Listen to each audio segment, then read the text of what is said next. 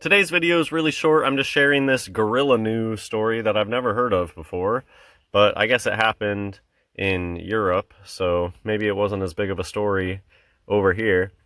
But apparently, in 2007, a gorilla escaped from his exhibit in the Netherlands, grabbed and mauled a nearby woman, and then attacked a restaurant. How do you attack a restaurant? It was later revealed that it was caused by the woman making eye contact and smiling at him several times a week, even though zookeepers told her not to do it. I think it's very interesting that this was like the top post on Reddit this morning when I opened it up. And I think that this is the kind of story that, I don't remember exactly which gorilla video I was recently talking about that, hey, it would be interesting if you actually followed a gorilla around, took pictures of it, or, watched it every day since it's a baby and see, oh, I haven't seen that gorilla in a while, I wonder where they are, and then they come back and they look a size bigger than they used to be. So I find it interesting that that's kind of what the story is about, is that the person who allegedly was attacked was supposedly like obsessed with this gorilla to the point where she would go look at it every day, pretty much. So here's some comments from Reddit. More info. The zoo had received several complaints from visitors about Class's behavior toward the gorilla. She had reportedly been visiting Bokito almost daily, making prolonged eye contact and even showing him pictures of other gorillas on her phone. This behavior was against the zoo's guidelines as it could provoke the animals. Which was against the guidelines, visiting every day or showing pictures? I've seen tons and tons of videos online of, oh, I'm flipping through my phone showing a gorilla images, so why was it a problem back then? On the day of the attack, Bokito managed to escape his enclosure and attacked Class, causing serious injuries. It was a tragic incident that highlighted the importance of respecting the boundaries between animals and humans in captivity settings. Some people should be made to wear a gorilla mask and be locked up in a cage for a while so they learn to respect. I thought that was an interesting... It's like this person who made this comment knows that gorillas are fake, and talking about gorilla masks is very interesting. Apparently she came back to him half a year later and the gorilla was enraged on just seeing her. Looks like he did not like his stalker very much. He is and remains my darling. The paper quoted the woman as saying from her hospital bed where she's being treated for bite wounds and broken arm and wrist. They made creepy AF bokito kaiser glasses specifically for looking at gorillas without any issue. Found it here. I tried to click on that, well, I think it was that link. I forget which link exactly. And I thought this was weird. There was an image that wouldn't load, and there's this weird deletes reference. People grab their children to take them to safety as escaped gorilla bokito is seen, right, partially obscured by a plant. In the Netherlands in 2007, a gorilla escaped, injured 2 people.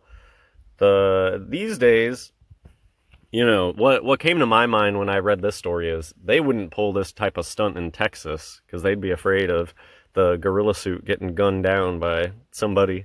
And so it's not surprising that this gorilla escape happened in a place where people don't conceal carry. And this image is hilarious. I'm sorry, but I find it very funny. Where is it? Oh man, here it is. This is the image that was redacted.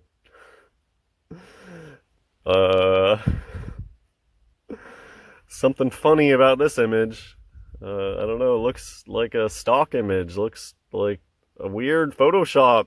Like the gorilla was photoshopped, and to me, it's clearly a suit. A person in a suit. Here's the weird bokito proof. I guess that Dutch term means bokito proof. And it became the word of the year. And this is where, I've been saying it a lot recently, they're too silly with things that should be very, very serious. Things that should be very, very serious, they get silly with it. And this is a really good example of it. They voted the word bokito proof as the word of the year in 2007 or 2008. And they handed out these goofy glasses to anybody that would go into the enclosure because they're bokito proof glasses. But I think that this is just an example of them taking the piss, laughing at everyone, calling them clowns, basically, for going along with this charade. It's like, It's like wearing a mask to make something real. You wear these goofy, silly glasses, and it makes it real. Because what would they hand out all these glasses if this was just a fake story? Yeah, they would. A 57-year-old Dutch woman who was attacked by a 400-pound gorilla said the ape was still her favorite, even though she felt she was going to die when he bit her.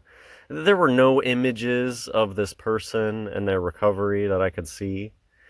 These days, they would hire a special effects artist and come up with some cool masks to show the gruesome damage, but it doesn't even seem like they bothered back then. Maybe they did. I didn't look into this too much, but I just think that the weird glasses thing is very silly, and the whole story of, oh, this is a person who was like stalking the gorillas and looking at them every day. You better not do that, or the gorilla's gonna hop over the enclosure and eat your face.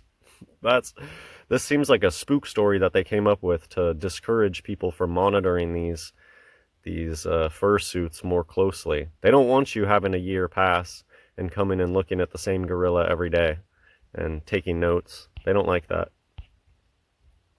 They want you to keep your distance and wear your bokito-proof glasses. What do you guys think about this? If you're randomly stumbling upon my page for some reason, you've never heard this before, gray apes are a hoax. Gorillas are a hoax. They are fursuits with actors in them. And I think that this is a piss take with the bokito-proof glasses. Let me know what you think. Hope you enjoyed this video. God bless everyone.